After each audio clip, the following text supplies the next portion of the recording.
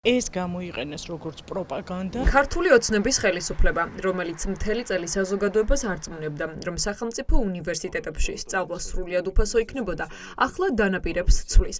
აღმოჩნდა, რომ სტუდენტებს წინაპირობების დაკმაყოფილება მოუწევთ. მთავრობის დადგენილებით ირკვევა, რომ სახელმწიფო უნივერსიტეტებში სტუდენტებს მხოლოდ 1 წლის საფასური დაუფინანსდებათ უპირობოდ. ყოველი მომდევნო სემესტრის განმავლობაში 100%-იანი დაფინანსების შესანარჩუნებლად კი ვალდებული იქნებიან კრედიტების 80%-ზე მეტი მოიპოვონ. წინააღმდეგ შემთხვევაში თანხის ნახევრის გადახდა თავად მოუწევთ. მიქანაძემ თქვა არაერთგზის, რომ ეს იქნება პირველი ხელისუფლება, რომლის ფარგლებში ყველა საფეხური განათლების ფარგლებში იქნება უფასო.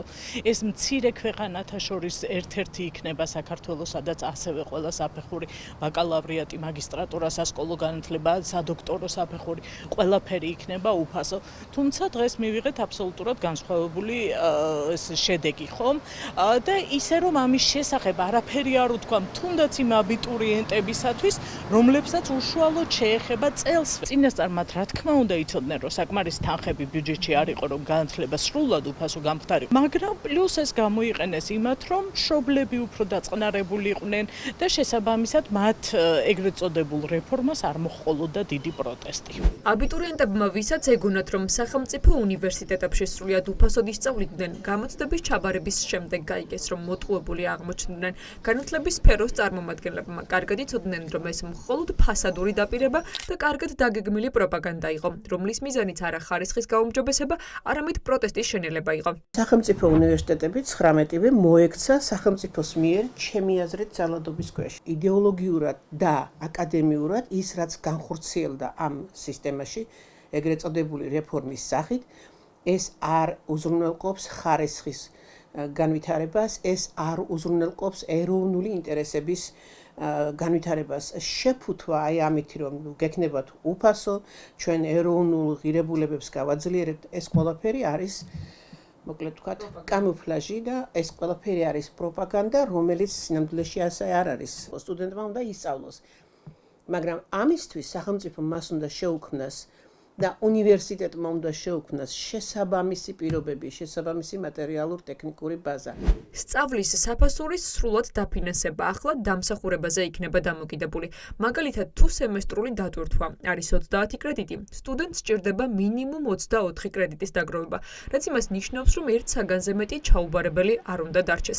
შესაბამისად, ლექტორებმა უნდა გადაწყვიტონ, დაუწერენ თუ არა სტუდენტებს მინიმალურ გამსვლელ 51 ქულას და ჩაუთვლიან თუ არა საგანს ჩაბარებულად, რაც ექსპერტების შეფასებით კორუფციის რისკებს ზრდის.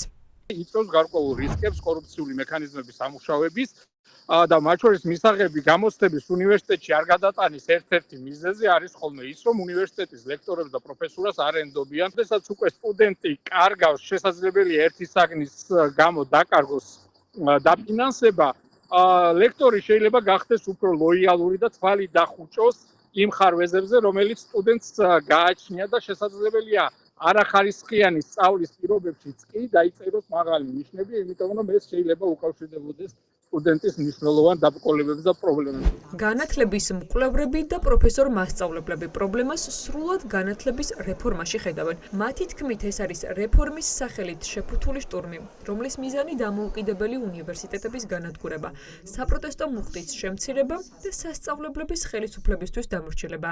მხოლოდ ეს არ არის პრობლემური ზოგადად ამ განათლების დეფორმაში. განათლების დეფორმაში არის პრობლემური ის, რომ მაგალითად ილია სახელმწიფო უნივერსიტეტს 90% შეუმცირეს პროგრამების და როდესაც 4000 სტუდენტი აბარებდა ილიანში, ახლა დაახლოებით 400 მიიღებს ილია სახელმწიფო უნივერსიტეტი.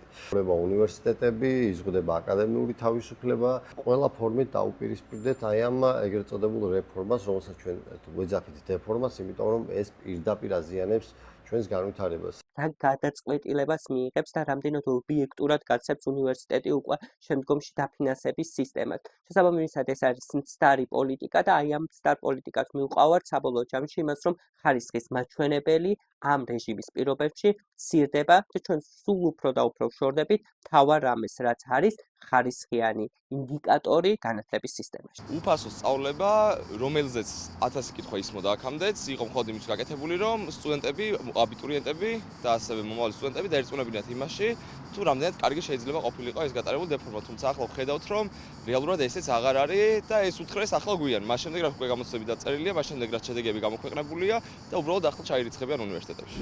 განათლების მინისტრი თავდაპირველ დანაპირებზე არაფერს ამბობს. ამტკიცებს, რომ აღნიშნული მოდელი მსოფლიო ბანკის ექსპერტებთან აქტიური თანამშრომლობითა და სხვა ქვეყნების პრაქტიკის გათვალისწინებით შემუშავდა. მინიმალური ცოდნა და მინიმალური უნარები უნდა აჩვენოს თვითოეულ საგანში, იმისთვის რომ მას კრედიტი დაუფიქსირდეს და ამ შემთხვევაში მას უკვე კრედიტი უფიქსირდება, არა აქვს მნიშვნელობა ეს არის მაღალი ქულებით მოპოვებული კრედიტი თუ დაბალი ქულებით მოპოვებული და რა თქმა უნდა სახელმწიფო უზრუნველყოფს ამ მხარდაჭერას. გაიზარდა საგანმანათლებლო პროგრამების ღირებულებაც. თუ აქამდე სახელმწიფო უნივერსიტეტში პროგრამები 2250 ლარი ღირდა, ამჯერად რიგი მიმართულებები 3500 ლარამდეა გაზრდილი.